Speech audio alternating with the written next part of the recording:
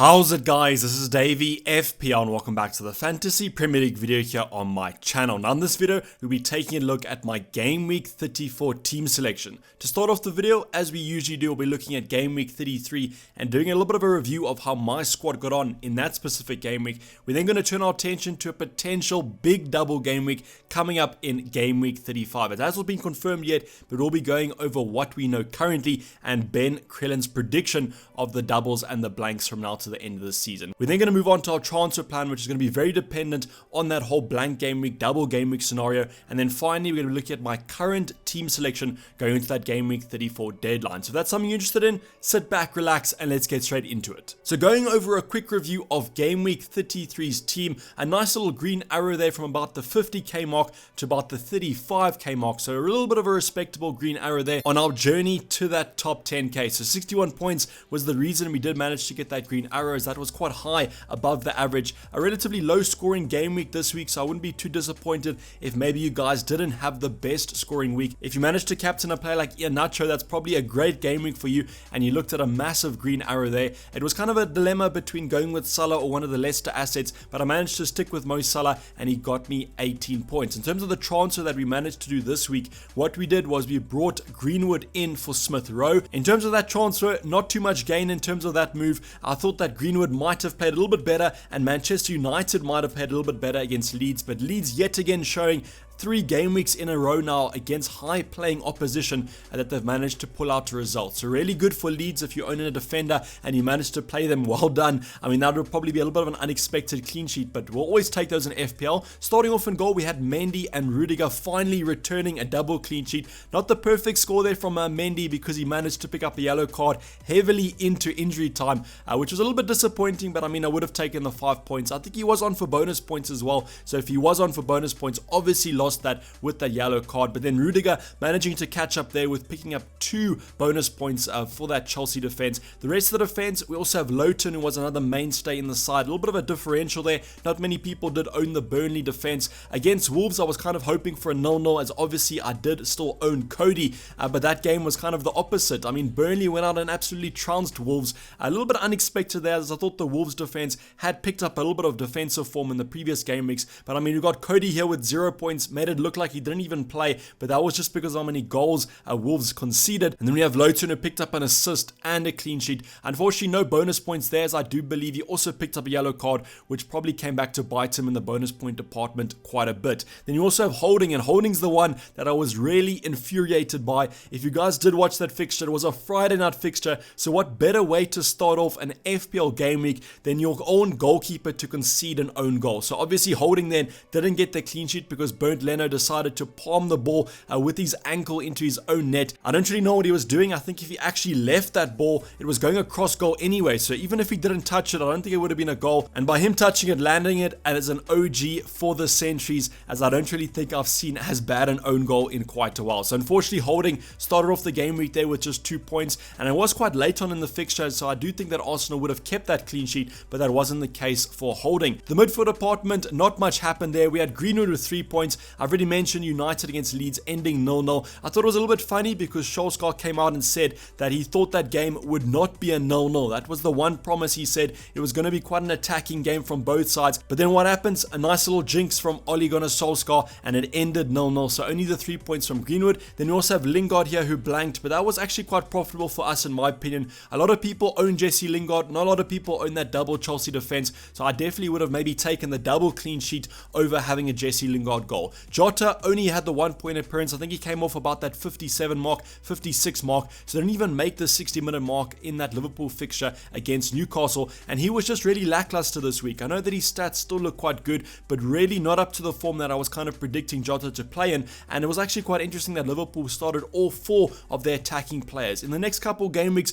I don't know if they're going to be having that much rotation. I think that we've seen that maybe a Jota, Salah, Mane and Firmino team isn't the most balanced, and maybe one of Jota, Salah, Mane, or Firmino will be rotated from now to the end of the season. Then finally, our captain, which is going to be Mo Salah. Luckily, I thought this game week was going to start off to an absolute banger. We had Mo Salah on that first game of Saturday afternoon, scoring an absolute wonder goal in my opinion. A great finish from the Egyptian winger. So I thought in those early minutes of that Newcastle game that this was going to be a really good result for Liverpool and Salah. But what happens? Liverpool go and concede in the final minutes of stoppage time, and that game ends 1-1. Salah did pick up some bonus points, which was quite controversial, as it was predicted at the end of the game that he would have 0 bonus points, and then miraculously at the end of the night he managed to get 2. But I'm always going to take that as a Mo Salah captain.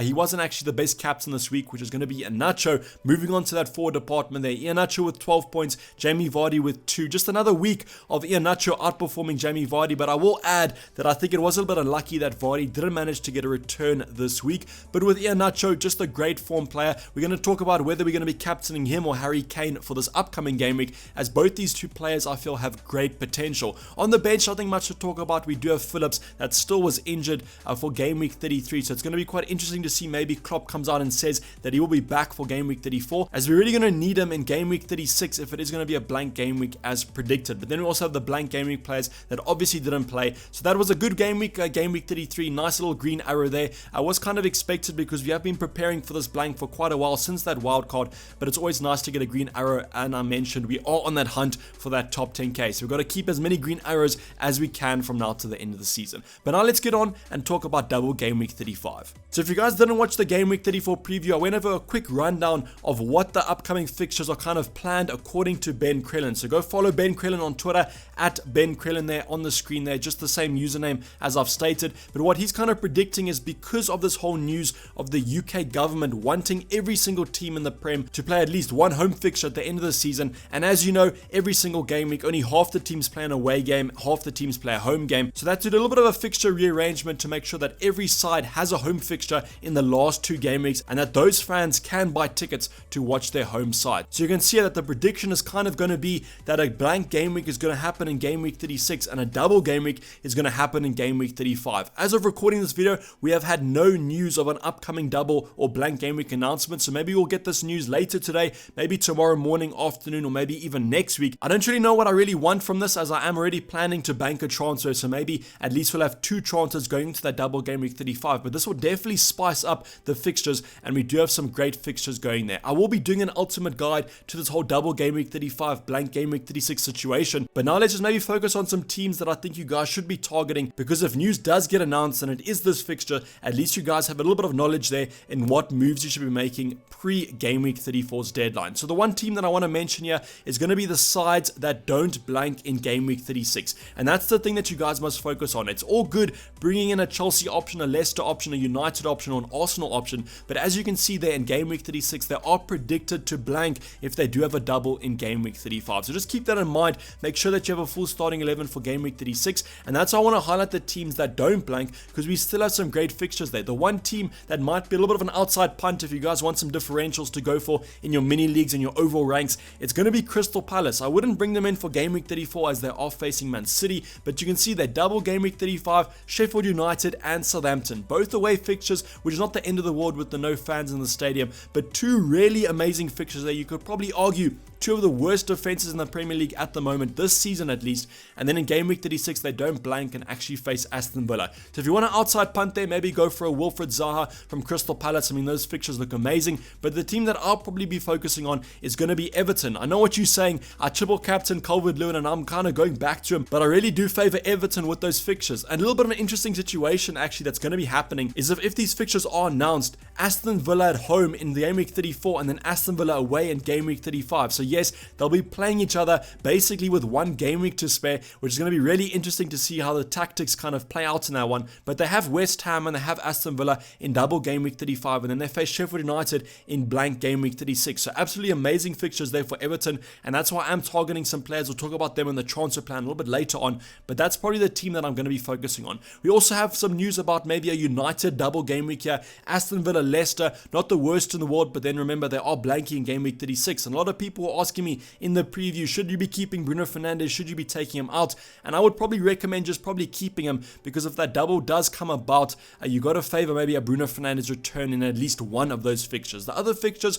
aren't too great, to be honest. I mean, I own quite a lot of Chelsea assets. They face Man City and Arsenal in that double game week, which isn't great at all. So I might look at maybe shifting out one of the defenders from Chelsea for maybe another alternative that has some great fixtures. This could also be a situation that you guys do play for. If you want to use your wild card this week, you're probably hoping that the double game week gets announced, because obviously you can't use 2 chips in one game week, and maybe you want to bench boost in double game week 35. But if you do have something like the free at game week 35 looks like a potential game week, or you can use it in the blank game week, depending on how your strategy and how your squad is currently setting up. But I wanted to give you guys this kind of rundown. As I mentioned, when this news does get announced, we will be doing an ultimate guide to give you guys all the insight and analysis into who has the best fixtures and what players you should be targeting. But I wanted to mention this because it's heavily dependent on our transfer plan, and I'm kind of hoping that this news does get announced relatively soon. So as I mentioned, with that whole double game week 35, blank game week 36 situation, I don't plan to use a transfer for game week 34 unless the news does get announced. I simply will just bank the transfer, go into double game week 35, hopefully with 2 free transfers, and then just kind of take the situation from there. Maybe take 1 or 2 hits depending on what players I want to bring in. But if the double game weeks do get announced for this game week, one transfer that I could maybe consider is going Rudiger to Lucas Digne. I spoke about Everton and maybe wanting to target an attacker and a defender, and Lucas Digne is probably the comparison between both of those, because he has the defensive threat, he has the attacking threat. I know Everton really haven't been the defensive giants that they might have been in previous seasons, but I do think that Lucas Digne with that attacking threat can still offer some points. I spoke about Chelsea with that relatively bland double game week 35 against, I think it was Man City and Arsenal together, which isn't great from a defensive point of view, but this is Chelsea. I think they have the second best defensive stats in the Premier League at the moment, just behind City, so maybe you can predict a couple of clean sheets even though they are facing some stronger opposition. I am doubled up already. I've got Mendy, I've got Rudiger. I don't want to go into that double game week with those fixtures with 2 Chelsea players, so that's why Lucas Digne offers a nice little alternative that I could consider. But I probably will just be banking the transfer this week. Even if the double game week does get announced, I might just hold the transfers for as much news as possible and maybe save it for maybe if an injury does happen in game week 34. So as I mentioned, no transfers probably this week, but if I am to make a transfer, it might be Rudiger to Lucas Digne. So now moving on to my game week 34 team selection with no transfers made. This is the team that I'll probably be going into the deadline with. Starting off in goal, we've got Mendy, also doubled up with Rudiger against Fulham. Now this fixture, I am kind of expecting a clean sheet for Chelsea. I know that those are usually famous last words, but if you look at Fulham, they've relatively been struggling in these last couple game weeks, and they're currently struggling to get out of that relegation zone, and I do think that Chelsea might capitalize on that kind of need to score a lot of goals to win the fixture. Rudiger, Mendy, who knows if they're going to be starting. I mean, Kepa could have a surprise appearance here once again, as we saw a couple of game weeks ago, but I'm kind of hoping that Rudiger and Mendy stay in that top 4 clash, because if you do recall, that top 4 fight is still massively open, and I'm pretty sure that Chelsea want to secure Champions League football as they continue with their current run in the Champions League this season. We then have holding against Newcastle. We saw Newcastle, I spoke about Gucci as St. Maximum, how good he looked against Liverpool in that fixture, so I'm a little bit worried about Arsenal because their form right now doesn't look that great, but it is against Newcastle. I'm pretty sure that they could have the potential of keeping a clean sheet here, and if you look at the rest of my defenders, I do think that holding probably offers the best chance of keeping a clean sheet. Then finally, in the defense, we've gone for Lowton against West Ham. The only reason I went for Lowton over Cody is just because Wolves' defense looked absolutely atrocious last week,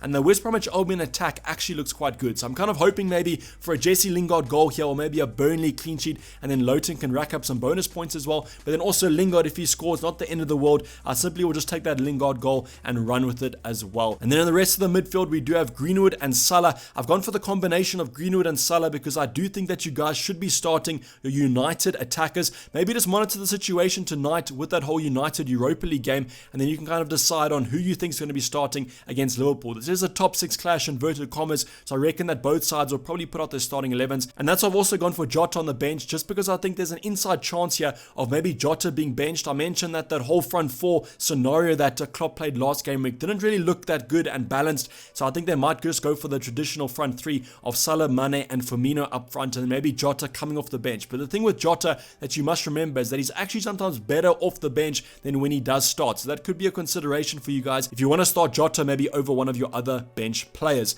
Then we also have Son against Sheffield United, doubled up with Kenya. Really good fixture for Spurs, and I do think that they have to kind of rebound after this lack of form that they've currently been on, and obviously with that League Cup disappointment in the final last week, I do think that they should have some passion under themselves. I don't know if they can stretch stretch for top 4 right now, but I do still think that a Harry Kane will be pushing for that golden boot, so I think he will still be motivated. So that's a good fixture. Sheffield United, we spoke about them. It's kind of weird. Once a team gets relegated, they sometimes actually play a lot better than they did in the previous games, and that's kind of what we saw with that 1-0 win on the weekend for Sheffield United. So hopefully that doesn't happen with Son and Kane as my double up, as I'm kind of relying on Spurs to score a couple of goals in that one if I do have a green arrow. Then finally, the next double up we do have is going to be Jamie Vardy and Iheanacho against Southampton, and I think Southampton are the worst defensive stats team in the Premier League at the moment, so you kind of got to favour Vardy and Iheanacho here, because you looked at that Leicester side on the weekend. They went 1-0 down, managed to come back and win that game, look highly motivated for that top 4 spot, and that's why I am favouring Jamie Vardy and Iheanacho to get on the returns here,